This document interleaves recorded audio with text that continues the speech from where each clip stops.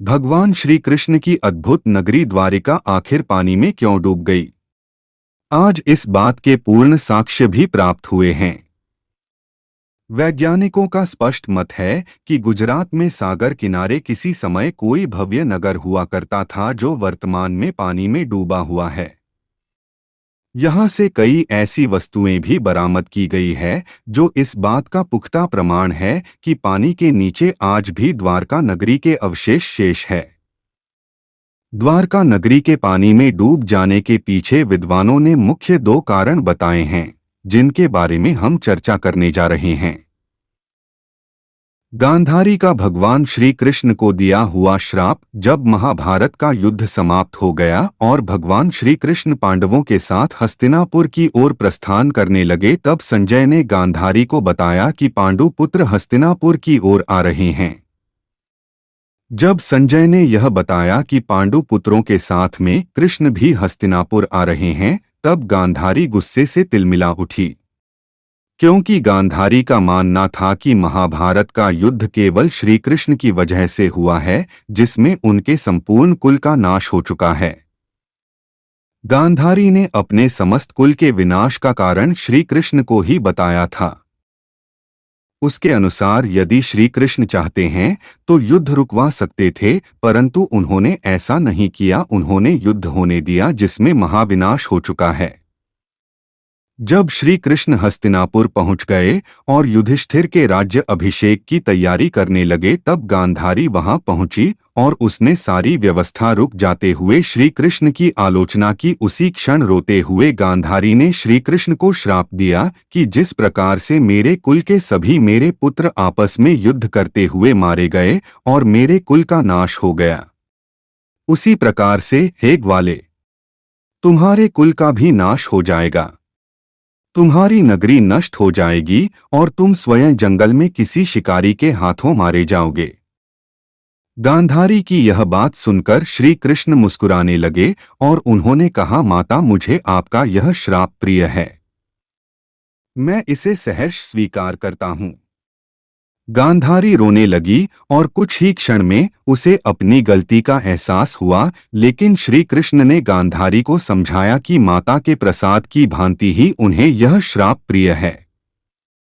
वहां खड़े सभी पांडु भाई रोने लगे कि माता गांधारी ने माधव को यह कैसा श्राप दे दिया है। कुछ समय बाद श्री कृष्ण ने हस्तिनापुर से प्रस्थान ले लिया। क्या था वास्तविक कारण? शास्त्रों में बताया गया है कि श्री कृष्ण स्वयं गांधारी के श्राप के इच्छुक थे, क्योंकि पृथ्वी पर धर्म स्थापना का श्री कृष्ण का उद्देश्य पूरा हो चुका था। उन्हें जल्द ही परमधाम लौटना था। महाभारत के युद्ध में सभी दुष्टों का विनाश हो चुका था। अब केवल वही लोग शेष थे जिनके हृदय में परमात्मा बसता था और वे स्वयं धर्म की राह पर थे। लेकिन द्वारिका नगरी के लोगों ने महाभारत के युद्ध में भाग नहीं लिया था, जिस कारण से द्वारका में अभी भी वही पुराने रीति रिवाज चल रहे थे। वहां के लोगों में अभी धर्म स्थापना का कार्य होना बाकी था। इसलिए भगवान श्री कृष्ण ने गांधारी के श्राप के जरिए द्वारिका में धर्म स्थापना का निश्चय किया था। एक अन्य कारण यह भी था, जब एक दिन द्वारका नगरी में कुछ संत जन भ्रमण पर निकले थे, तो वहीं पर श्री कृष्ण का एक पुत्र अपने कुछ मित्रों के साथ अटखेलियां कर रहा था। उसने अपने मित्रों संग मिलकर ऋषियों के साथ मजाक करने की सोची। उसने स्त्री का भेष धारण कर लिया और अपने मित्रों के संग ऋषि के सामने जा प्रकट हुआ। उसने ऋषि से कहा, मुनिवर, मुझे बताइए मेरे गर्भ से क्या उत्पन्न होगा। ऋषि ने पाया कि यह युवक उनके साथ उपहास कर रहा है। ऋषि ने उससे कहा कि तुम्हारे गर्भ से एक ऐसा मुंसल उत्पन्न होगा जो तुम्हारे समस्त कुल का नाश कर देगा। किसी की बात सुनकर तुरंत ही उसने क्षमा मांगी, परंतु फिर क्या लाभ। कुछ ही समय में ऐसा हुआ भी, श्री कृष्ण के पुत्र के गर्भ से एक लोहे का मुंसल उत्पन्न हुआ जो थोड़े समय में अदृश्य हो गया। इसके पश्चात कुछ ही समय में गांधारी के श्राप का असर द्वारका नगरी पर दिखने लगा था। द्वारका में आए दिन अनहोनी घटनाएं घटनी प्रारंभ हो चुकी थी। चूहों की संख्या इतनी ज्यादा बढ़ चुकी थी कि लोगों का जीना मुश्किल हो गया था। लोगों में आपसी द्वेष और झगड़े बढ़ चुके थे। द्वारकावासी तामसिक क्रियाओं में लीन रहने लगे थे। तत्पश्चात भगवान श्री कृष्ण ने अर्जुन को संदेश भिजवाया कि वह उसके नगर के कुछ लोगों को किसी सुरक्षित स्थान पर पहुंचा दें। अर्जुन श्री कृष्ण के निमंत्रण पर जल्दी ही द्वारिका पहुंचे। तब तक द्वारकावासियों ने आपस में लड़कर आधे कुटुंब का नाश कर दिया था। श्री कृष्ण के बेटे प्रद्युम्न की भी मृत्यु हो चुकी थी। भगवान बलराम ने भी अपने प्राण त्याग दिए और श्री कृष्ण किसी वन में जा बैठे जहां पर एक शिकारी के तीर से उन्होंने भी अपनी देह त्याग दी। अगले ही दिन श्री कृष्ण के पिता वासुदेव ने भी अपनी 3 पत्नियों के साथ देह त्याग दी, जिसके बाद अर्जुन ने उनका अंतिम संस्कार किया। शेष सभी लोगों को अर्जुन अपने साथ इंद्रप्रस्थ ले गए और देखते ही देखते कुछ ही समय में अद्भुत द्वारिका नगरी अर्जुन की आंखों के सामने पानी में डूब गई। द्वारिका नगरी के प्रसिद्ध होने के कई कारण हैं। द्वारका सप्तपुरियों और 4 धामों के पवित्र तीर्थ स्थानों में से एक है।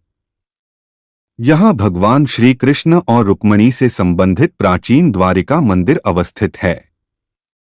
साथ ही आपको बताते हैं, यहाँ 12 ज्योतिर्लिंगों में से एक नागेश्वर ज्योतिर्लिंग भी स्थापित है। भगवान श्री कृष्ण के बारे में कहा जाता है कि उनकी 16,108 रानियां और 8 पटरानियां थीं। इन सबसे अलग थी राधा, जो कि भगवान श्री कृष्ण की प्रेयसी थीं। हालांकि श्री कृष्ण चाहकर भी राधा से विवाह नहीं कर पाए। वहीं उनकी पत्नियों की बात की जाए तो भगवान श्री कृष्ण के साथ हमेशा रुक्मिणी का ही नाम लिया जाता है। लेकिन द्वारिकाधीश भगवान कृष्ण की रुक्मिणी के अलावा प्रमुख रानियां थीं, जो पटरानियां कही जाती हैं। भगवान कृष्ण की 8 प्रमुख पटरानियां रुक्मिणी, जामवंती, सत्यभामा, कालिंदी, मित्रवृदा, नग्नजती, रोहिणी और लक्ष्मणा थीं। जन्माष्टमी आने वाली है। ऐसे में हम आपको भगवान कृष्ण की 8 प्रमुख पटरानियों के बारे में बता रहे हैं। रुक्मिणी, पुराणों के अनुसार भगवान कृष्ण की सबसे बड़ी यानी पहली पत्नी रुक्मिणी थीं, जिन्हें देवी लक्ष्मी का अवतार माना जाता है। कहा जाता है कि रुक्मिणी श्री कृष्ण से विवाह करना चाहती थीं। वह मन ही मन कृष्ण को अपना पति मान लिया था, लेकिन उनके भाई रुक्मी को ये विवाह मंजूर नहीं था, इसलिए उन्हें कान्हा से भागकर शादी करनी पड़ी थी।